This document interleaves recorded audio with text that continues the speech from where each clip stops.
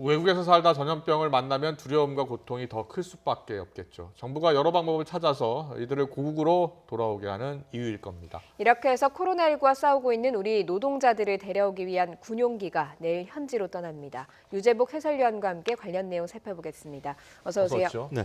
네, 청와대 게시판에도 올라와 있던데요.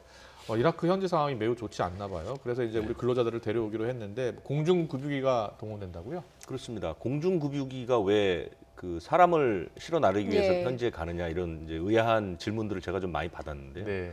그 공중급유기는 원래 A330이라는 그 큰 여객기입니다. 그 여객기를 그 프랑스에 있는 에어버스라는 회사가 공중급유기로 바꾼 거거든요. 예. 그 안에 좌석이 300석이 있습니다. 그러니까 화면을 보시면 뭐 쉽게 아시겠지만 여객기하고 똑같은 모양을 가지고 있고요. 예. 그다음에 그 안에 좌석이 300석 정도가 마련되어 있고요. 짐도 한 50여 톤을 실을 50톤 정도를 실을 수 있습니다. 예. 그렇기 때문에 어찌 보면은 그 우리 교민을 실어 나르기에는 적합한 그런 그 기종일 수 있고요. 예. 실제로 지난달 30일에 그 아랍에미리트의 우리 그 야크 부대가 계속 이제 주기적으로 파견하지 않습니까? 예. 그 사람들 그 야크 부대원들을 싣고 갔다가 다시 돌아오기도 했던 그런 그 비행기입니다. 그렇기 때문에 그 이라크 교민들을 실어 나르는데 문제는 없을 것 같고요.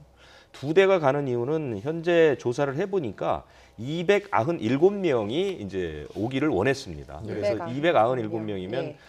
저번에 그 우한에서 이제 세 차례 걸쳐서 교민들이 들어올 때도 보시면 예. 아시겠지만 좌석 자체를 뭐 지그재그식이나 다이아몬드 대형으로 왜냐하면 서로 이제 밀접 접촉을 피하기 위해서 그런 식으로 배치를 하기 때문에 300명이 탈 수 있는 비행기에 다 타는 것은 아니고요. 예. 절반 정도가 탄다고 보시면 되겠습니다. 그래서 두 대가 이제 가게 되는 것이고요. 마찬가지로 그 비행기가 들어오게 되면 과거에 좀 외국인 입국자하고 똑같은 절차를 밟습니다. 증상이 있는 분은 공항에서 검역을 하고 예. 증상이 없는 분들은 격리생활시설로 이제 보내지게 되죠. 그래서 14일 동안 격리하는 도중에 이제 검사를 받게 되는 것이고요. 그런데 예. 문제는 지난번에 이제 그 담당 업체에서 1차 전세기가 한번 들어왔었죠. 예. 들어왔었는데 그때 105명 가운데 34명이 확진 판정을 받지 않았습니까? 예. 그러니까 이라크의 지금 그 코로나19 상황이 그렇게 좋지 않다는 것이죠. 검사 자체도 쉽지 않고 증상이 나더라도 특별히 이제 갈 병원도 마땅치 않고 예. 그렇기 때문에 이번에 들어오는 우리 그 노동자들도 사실은 감염이 많이 됐을 가능성이 있습니다. 예. 그렇기 때문에 이제 바짝 긴장하고 있는 것이고요. 24일 오전쯤에는 인천공항에 도착할 것으로 보입니다. 예. 예. 그런데 현재 규모가 큰 공사 현장이 있다 보니까 남아 있어야 하는 분들도 불가피하게 있을 것 같긴 합니다. 근데 네. 말씀하신 대로 이라크 현지 상황이 좋지 않다고 하니까 좀 걱정이긴 한데 이런 분들을 위한 대책이 좀 마련돼 있습니까? 사실 좀 걱정되는 부분이요. 지금 그 이라크에 우리 그 교민이 828명이 있고요. 그 대규모 건설 현장인 카르빌라에는 499명이 있는데 예. 이 가운데 지금 300명 가량이 들어오니까 많은 인력들이 좀 남아 있는 거죠. 그런데 왜냐하면 이 카르빌라에 있는 공사 현장이 몇 조 원 단위의 큰 공사입니다. 그렇기 때문에 사실 지금은 공사가 중단됐다고는 하지만 그 공사 현장을 그대로 비워둘 수는 없거든요. 규모가 워낙 새로운 도시 하나를 만드는 그런 규모다 보니까 아무래도 그 현지에서 관리할 인력들이 필요합니다. 네. 그 사람들은 들어올 수가 없는 것이죠. 그래서 그런데 현지 이 청와대 게시판이라는 걸 보면 본인은 들어오고 싶어 하는데 필수 인력이기 때문에 들어오지 못하는 그런 상황들이 벌어지고 있다고 하는 것이거든요. 그래서 일단 그 회사나 그 방역 당국에서는 원하는 사람들은 가능하면 데리고 오겠다라는 예. 생각입니다. 그래서 2차, 3차 수송 계획을 마련한다고는 하는데 아직 날짜가 정해지지 않으니까요. 예. 서울에 있는 남아 있는 가족들은 사실 애가 탈 수밖에 없는 예. 것이고 또 하나는 현장에 지금 환자들이 굉장히 많다고 합니다. 그러니까 우리 환자뿐 아니라 그 공사 현장에 있는 이라크 노동자들 또 외국인 노동자들이 이제 감염이 많이 돼 있는데 이 사람들을 적절하게 치료할 수 있는 시설이나 이런 것들이 없기 때문에 현장이 고통스럽고 불안한 시간들이 좀 계속되고 있거든요. 근데 우리 업체에서는 현재 그 의사 3명하고 간호사 9명의 의료 인력들이 상주를 하고 있다고 얘기를 하고 예. 진단 키트도 5, 6천 개를 보냈기 때문에 뭐 부족하지 않을 거라고 얘기하는데 아무래도 현지는 훨씬 우리가 생각하는 것보다는 좋지 않겠죠. 그래서 정부와 업체가 합동으로 남아있는 사람들 가운데 최대한 많은 인력을 데리고 오고 불가피하게 남아있는 인력들은 가능하면 방역 그 당국에서 손을 쓸 수 있는 예. 그런 방안들을 좀 찾고는 있는데 아무래도 가족들의 바램만큼은 아직 미치지는 못하는 것 같습니다. 예. 네. 지금 환자 발생 상황을 보면 오늘도 해외 유입이 지금 절반을 넘었습니다. 방역 강화 대상국이 여전히 많은데요. 그럼에도 이렇게 환자가 계속 줄지 않고 있는 이유는 어디에 있습니까? 이제 확실하게 그 환자가 줄지 않는 이유는 역시 이제 계절 노동자 이 부분이 있고요. 예. 그다음에 이제 최근에 또 하나 있었던 거는 이제 이라크 같은 현지에서 들어온 교민들 이런 부분들이 좀 있었는데 특이한 거 하나는 그래서 그 6개 나라를 방역 강화 대상국으로 지정을 해서 이 사람들이 들어오기 직전 그러니까 이틀 전에 음성 확인서라는 걸 띄워오게 하지 않았습니까? 예, 예. PCR 검사를 해서 그랬는데 음성 확인서를 낸 사람 가운데 8명이 검사를 해보니까 양성이 나왔습니다. 예. 이게 이제 참 답답할 노릇이죠. 음성 확인서를 냈는데 예. 와서 검사를 해보니까 양성이 나왔다. 어떻게 된 일이에요? 그러니까 그걸 이유를 좀 찾고 있는데 아, 뭐 방역 당국에서는 뭐 무증상이기 때문에 현지에서 음성이었고 들어와서 양성으로 변할 수 있다라는 얘기도 있고 예. 한때는 무슨 얘기가 있었냐면 이 가짜 확인서를 떼왔다. 예. 가짜 확인서를 떼왔다는 이제 그 얘기가 돌아서 방역 당국에서 검사를 하고 있는데 일단 이 음성 확인서라는 것은 그 나라의 방역 당국이 지정한 병원에서 확인서를 받게 돼 있습니다. 네. 그래서 원칙적으로는 가짜가 나올 수는 없는 것인데 상황이 어떻게 되는지를 잘 모르기 때문에요. 어찌 됐건 지금 그 들어온 사람 중에 8명이 음성에서 양성으로 바뀌었다는 것은 사실은 좀 소홀히 할 수 있는 대목은 아니거든요. 그렇네요. 예. 그래서 예.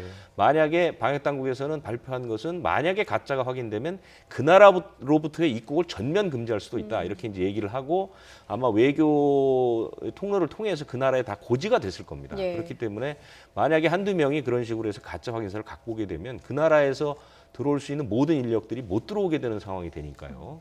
이제 가짜 확인서 같은 것은 이제 만들지 않는 게 바람직할 것 같습니다. 예. 그리고 국내 발생 중에서는 지금 군부대 집단 감염이 발생을 한 게 눈에 띄고 있습니다. 감염 경로는 아직 찾지 못한 것 같은데 이 부대가 군수 지원을 맡고 있어서 다른 부대로 전파됐을 가능성이 꽤 크다고 하더라고요. 조금 전에 우리 기자가 이제 전해준 내용을 대충은 아실 것 같고요. 예. 이 부대가 이제 군수 지원 부대입니다. 그러니까 군수 지원 부대라는 게 사단에 무슨 식량이라든가 탄약이라든가 이런 것들을 이제 각 부대 단위로 나눠주는 역할을 하죠. 이동을 많이 하겠군요. 그렇죠. 그러니까 예. 이제 부대원들이 항상 차량에 탑승해서 다른 사단이나 다른 부대를 오갈 수 있거든요. 그렇기 때문에 이 확진 가능성이 굉장히 높죠. 예. 그리고 지금 한 부대원이 지금 이 부대원들이 다 합쳐서 한 220명 정도 된다고 하는데요.